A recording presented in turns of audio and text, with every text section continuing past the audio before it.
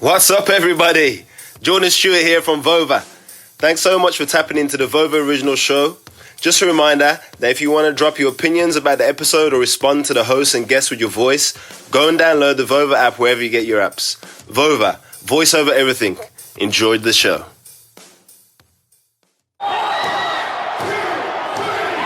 What's going on, Vover Wrestling? It's Wednesday, so you know what that means. It's time for another edition of The 3 Count. I am your host, Regular Scott, and this week I am joined by another Vover guest host who has hosted multiple shows here and even hosted a Falcon Winter Soldier show, which I was a part of, Mr. JD Oliva. Welcome back to the show. Thanks, man. I love that that it's Wednesday. You know what that means, has become part of the wrestling vernacular, because it's a good way to remember Brody Lee. This is one of the more tragic things that's happened to this generation of pro wrestling, and it's nice that people remember. Yeah, and I think that's going to be a phrase that lives on forever. I think so too. That's ingrained in wrestling from here on out. Yeah, I think that's going to be a thing for a long time, and I'm good with it. Yeah, me too. And Dynamite is, I think Dynamite is here for a long time on Wednesday nights too, which we'll get to as well. I think so. I think that's not going anywhere. Good for wrestling. Let's this week before we get into it, this week for the 3 Count, we're going to go over kind of a state of wrestling here in the United States. We're going to look at Ring of Honor, we're going to look at Impact, and we're going to look at AEW, all of the non-WWE promotions out there, and just kind of give our thoughts on where they are. And we're going to start with Ring of Honor. And JD, I know that you recently did a show on Vover about the best in the world. They crowned a new world champion in Bandito. We crowned new tag champions in Violence Uncensored. We have 6-man champions, the Shane Taylor Promotions. We are going to have a new women's champion very soon. And then we also have the television champion, Dragon Lee. So a lot going on in Ring of Honor. JD, what is the state of Ring of Honor right now? Coming out of Best in the World, Ring of Honor is in the best place it's been in since the Madison Square Garden show. No promotion took a bigger hit when AEW launched than Ring of Honor, and it's taken them a long time to refine their identity. The pandemic didn't help, but during the pandemic they were able to reestablish the Pure division, which became a real highlight of their show. They've had to reformat their show, and the Ring of Honor show format-wise, probably my favorite. Like, I enjoy Quinn McKay starting the show. I like the interview segments they do. The television matches are a hard watch, and that's been a tricky. Like, the Pure Rules stuff, it works because it feels like a contest, but like traditional wrestling matches in the Ring of Honor venue are tough. And I'll be honest, Ring of Honor did the best job of any promotion in the U.S. with handling COVID. They run legitimate bubbles. They have extensive testing. They did not have an outbreak, so Ring of Honor did it super right. That being said, show can be a little hard to watch sometimes. The pay-per-view was great because we had fans and they were reacting and they were cheering. But, you watch the next episode. Well, two things. You watch the next episode of Ring of Honor following the pay-per-view and it's a week behind. So Ring of Honor still got that problem, is they cannot get their TV to line up with their pay-per-views. And the lack of crowd. And they don't even, like MLW and Impact pretend there's a crowd. Like, they have crowd noise. Ring of Honor doesn't even mess with it. Like, they just have it in dead silence, and it's so awkward to watch now, that especially now that AEW and WWE are back to crowds. But so there's a lot of good stuff going on. Like, Bandito as a champ is very interesting. I think he's a placeholder, but he's a great human being, and he's an ultimate babyface, and it was a great moment on the show. There's a lot going on in Ring of Honor that I really like right now.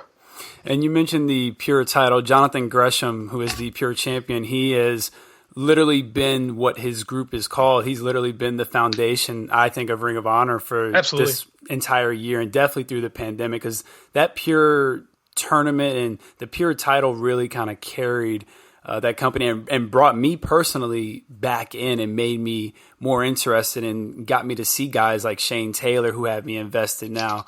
JD, who are some guys in Ring of Honor who you think could be those cornerstone guys for them? I definitely agree with you on Gresham. I think Gresham has been a standout in this era of Ring of Honor.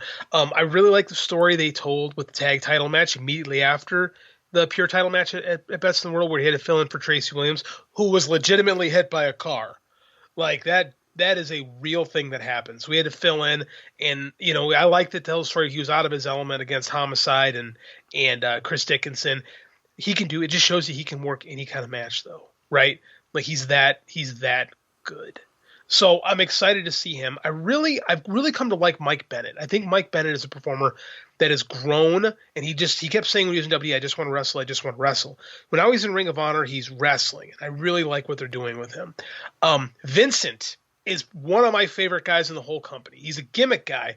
He's essentially Bray Wyatt without like the supernatural mumbo jumbo. Like his stuff, like he's leading the cult, he's leading the weird guys, but there's no magic going on. But he is pretty evil. So I mean, like Vincent is a fun character. Those are, and then of course, Homicide and Chris Dickinson. The two guys you should watch out for are the two guys who I think they should be building the company around in the future. And that's Shane Taylor and Brody King. Those are two big hosses that can both work really well. They both have great personalities, ton of charisma, and they have matches. Like Shane Taylor Promotions 6-man was really a fun thing. Like I love the whole act. It's great. And then Brody King absolutely annihilated Jay Lethal, which is in Ring of Honor. That's telling you something. Like he essentially squashed Jay Lethal. So they're telling you we're getting behind Brody King. If I'm them, that's my new Punk Joe, right? That's my new, Bryan Danielson Morishima. That's the cornerstone promotion. So those are the two guys you're keeping apart until they have that big match at the biggest event. They've done some stuff, but again, like anything that occurred in this era is going to be largely forgotten. Yeah. But those are guys. There's also guys like Dak Draper, who's been a lot of fun. Dalton Castle's moving better than he has in years. The Briscoes are still great. Like there's a lot of talent in this company that gets kind of ignored because Ring of Honor doesn't do a very good job of getting their TV to be exciting. Right? You get solid matches, very little in way of angles most of the time. But it's like you can go weeks without watching Ring of Honor and catch up pretty quickly, and that's both a positive and a negative. I wish they structured their shows more serialized, like AEW or WWE. Even there's just not a lot of incentive to watch Ring of Honor week to week. But the wrestling is great, and when they're firing on all cylinders, it's a good company. Okay, let's move on to Impact, where we have Kenny Omega on top as the Impact champion, Deonna Purrazza's the women's champion, Joshua Alexander's the X Division champion, and Doc Gallows and Carl Anderson are the Impact Tag Team champions yet again. JD, this is a promotion you are very familiar with. What are your thoughts on the state of Impact right now? So I've been hosting a podcast called Brace for Impact on the Fight Game Media Network. It's a Patreon show with my buddy Mike Gilbert, who's like the Impact guy on our Fight Game channel. So he's in the news and in the plug. I just make jokes. So it's a fun show. But I've been watching Impact come up over the last 6 months, and it's a good show. Like it's shockingly funny.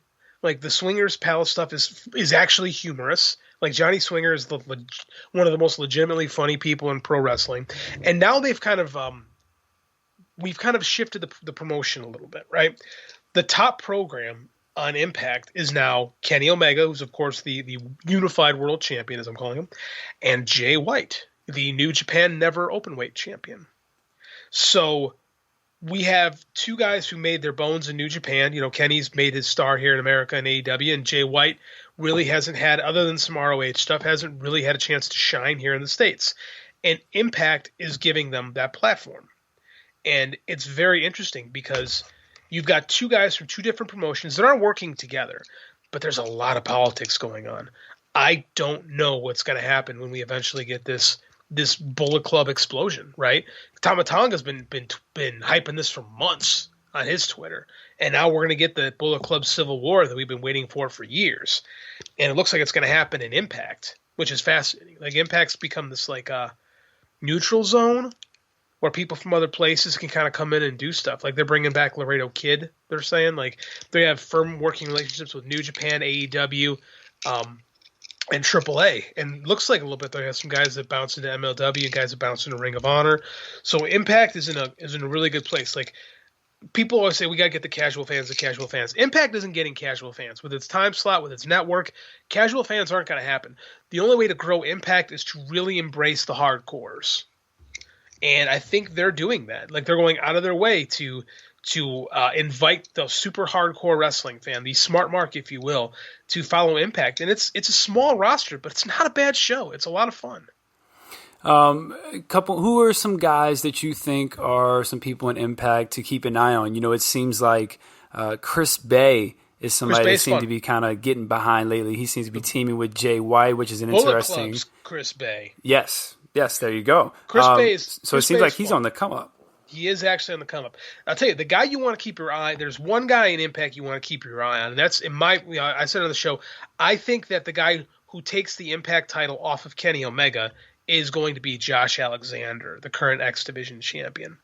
This is a dude who spent a good chunk of his Impact career in a tag team with Ethan Page.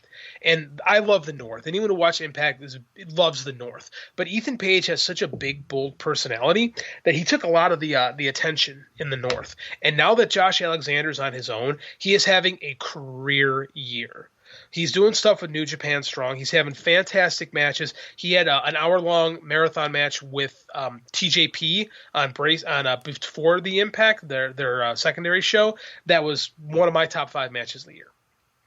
So in my opinion, the guy you want to keep your eye on in this promotion overall is Josh Alexander. He's fantastic. The former Big Cass, W. Morrissey, has been reborn and revitalized in this promotion.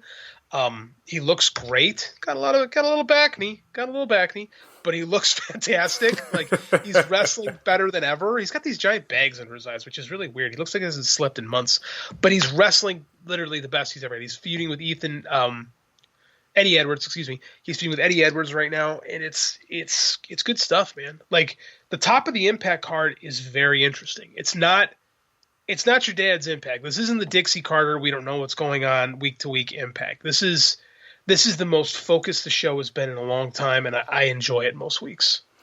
You bring up Josh Alexander as the X Division champion. I think, and I don't know if they've done this recently, but I know one of my fondest memories of TNA of all time was when they used to do Option C with the X Division title, Austin Aries and Chris Sabin in particular, where they would cash in their X Division title and get a world title, and they end up winning the world title. So I don't know if they still do that, but that would be an interesting premise if they still do. I agree, and I want to see that. Because I do want to see, and they hinted at it last week.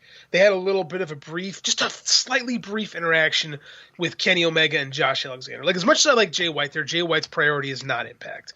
Josh Alexander should be, like, Josh Alexander and Moose are the guys that pretty much are the heart of Impact right now. And they gave you just a tiny little taste. So, I mean, that could be something to do, because they really are embracing a lot of the best stuff of TNA. We just had an Ultimate X match that was fantastic at Bound for Glory. Not Bound for Glory, excuse me, at Slammiversary. So, I mean, like, there are little hints and like, homages to the original TNA going on. And if they did go Option C, which would be cool, sign me up for Alexander Omega, because I think there's money there. I really do. Okay. And let's wrap up with AEW, the big number 2 in the world, and some would say the best company in wrestling overall right now, with the best show in Dynamite, led by, again, Kenny Omega as the world champion, Miro as the TNT champion, the Doctor, Britt Baker as the women's champion, and the Young Bucks as the tag champions. JD, what is the state of AEW? And I think it's pretty good with what we know that's coming in the next 6 months. Yeah, it's really good right now. As long as the CDC lets it be, right? What really stifled AEW's growth in 2020 was the pandemic, which, yeah, no kidding, it stifled everything. But that company I felt was really poised to break last year, and they kind of had to put the pause button. Like, there's a lot of great stuff on the horizon. As long as the world cooperates, I think it's going to be really good. They've got some big shows. They're going to sell out this the Fight for the Fallen show in Charlotte tomorrow. And that's the old Charlotte Coliseum. That's the old Crockett place, right? There's some legendary matches that happen in that building. And the fact that AEW runs it is really cool to me. So that's going to be the first of a long line. Like, we're building up to this Arthur Ashe Stadium show in New York City. Like, that is going to have 19,000 people. It's going to blow away. Like, there's will be no non-WWE show in over 2 decades has done those kind of numbers. I think it's Nitro in 1999. So you're talking like in the century. No non-WWE show has done what AEW has done. And they're growing, right? they're signing they're signing CM Punk, they're signing Bryan Danielson. Yeah, I'm glad you said this supposedly, because that's, it hasn't been confirmed, but that is all but confirmed. Until the dudes are, I mean, like, and I am more conservative on these things than most people. Until they're in the ring, I'm not even sure. Right. Right, because I've seen some crazy things in wrestling, having been a fan as long as I have. Like, so until they show up, I'm a skeptic. But if if we believe the guys who usually have the info, those are game-changing signings for the company. Like, do I believe it's going to put the company over $2 million? No, I don't. Do I believe it could be a nice uptick? Yeah, I do. I think it'd be a nice little uptick, not a huge one, but these are the kind of things that have to happen to grow your company. Like, and what I like about AEW is they're not doing the TNA thing where they just lean into the old WWE guys like TNA would. The top program right now in AEW is Adam Page, Kenny Omega. That's a story that started at Double or Nothing 2019, and they've been building the Adam Page character for 2 years, right? And they've been telling this story, slow burn, simmering in the background for 2 years. So, and the fact the fans are ready, they're ready for Hangman Page to be the AEW World Champion. Is it the time to take it off Kenny Omega? I don't know. Kenny Omega's doing a really good job as this belt collector gimmick, and maybe there's more leverage, but maybe there isn't. Like I said, I'm trusting the booking right now. What I like about AEW is it's not – I don't feel like it's WWE light. I feel like they have their own booking patterns. I feel like they have their own – they're developing their own identity different than WWE, which is important. Like, so I think that AEW is in a really, really good spot. But again, it's wrestling. Like I said, anything can happen. Like, I remember being a WCW fan in 96, 97, thinking the tide has changed. WCW is the number one name, and it was. People started saying WCW instead of like WWF for wrestling. And by the middle of 1999, that was all gone. So they flushed that away very quickly. Will AEW repeat that stuff? I don't think so, but you never know. But for right now, they're a really hot ticket, and I think they're building in very positive directions. Like, I want to see what this Rampage show is like. Rumors are we're going to get a trios title, which I think is a good idea. It's something else you can use to differentiate yourself from WWE. So, most importantly is AEW plays real well with the independents, right? They don't run house shows. So they let their talent work independent shows. They let their talent be independent contractors and make money on their own in the weekends, which I think is good. It's good for the independents because you have these stars with TV experience coming in. That's going to help your show. If you got 5 guys who you can see on TV every week coming to your indie show, that's good. That's good for business, right? And I think that their willingness to play well with others, including New Japan, most importantly, including DDT, including Impact, of course, including AAA, including a little bit of stuff with MLW, like maybe Ring of Honor in the future. We'll see how that goes. But I mean, like, the fact that AEW is so willing to embrace the greater wrestling world is what makes them interesting. No doubt. All right, JD, tell everyone where they can find you. You're a man of many hats. Tell them all the things that you're working on. I do too much.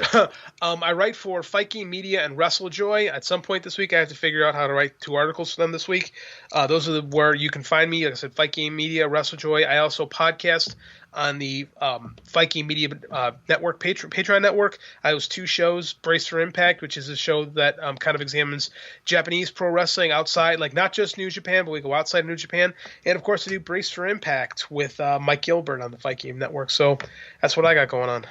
You can find me on Twitter at Knee4Marvel vs. DC. That's the number 4. You can also find me at the Vover app at Regular Scott and be a part of the conversation. Let us know what you think. Download, like, subscribe to podcasts on Apple, Spotify, and all those different places. And as always, y'all have a good time because we're going to have a good time until we talk to y'all next time. Peace. Vover.